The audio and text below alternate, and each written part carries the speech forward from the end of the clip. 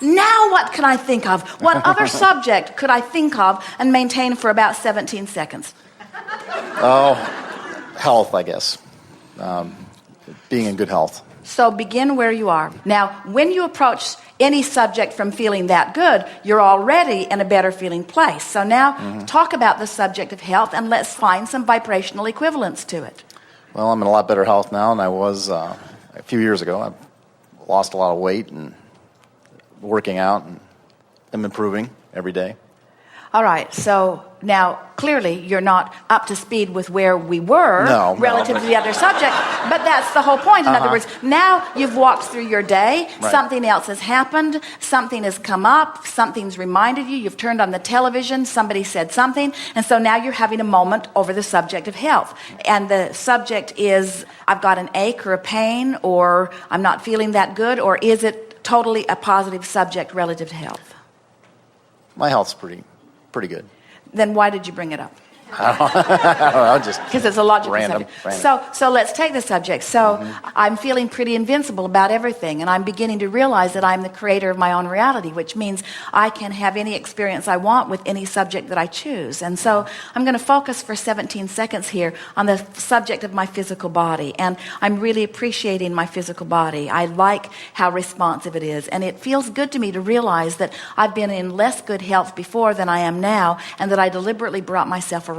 I like knowing that my physical body is responsive to my thought. And I can feel that I just projected thought and then I was inspired to the appropriate action and I've brought myself into alignment. And I love the idea that there's no end to that I can continue to identify things that I want relative to my physical body or anything and bring them about just by focus. And some of the things that I'm thinking about my physical body, I love the idea of long-term good feeling about my body. Sometimes I watch people who are moving through time and I realize that they're not percolating along in quite as peppy a way as I would like to. And sometimes I even compare myself. We're forking a little bit in the other direction, just reaching for a basis to start. And sometimes even with myself, I worry that maybe as time goes by, I won't be able to continue to be as resilient and as good feeling. But it feels good to me to know that my life experience, whether I'm 20 or 30 or 40 or 50 or 60 or 70 or 80 or 90 or 100, my life experience is causing me to continue to launch rockets of desire, and that when I launch, I could be 100 years old and I could launch a rocket of desire about flexibility and about stamina and about energy, and source energy would say yes to it. And then it's just a matter of me getting up to speed with it. And so isn't it nice that here I am a long way from that, and I'm already launching these rockets of desires to which source is saying yes relative to the vitality and the well-being of my body.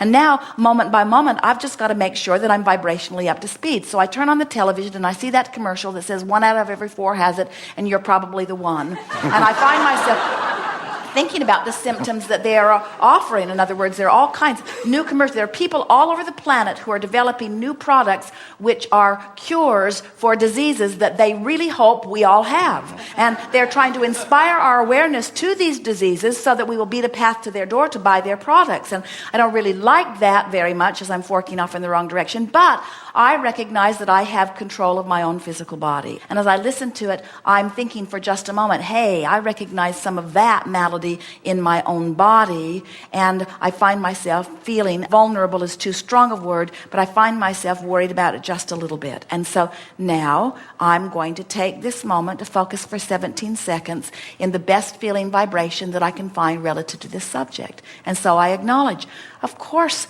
there are things that are happening in people's bodies, and of course there are people that are wanting to sell the cures to those things.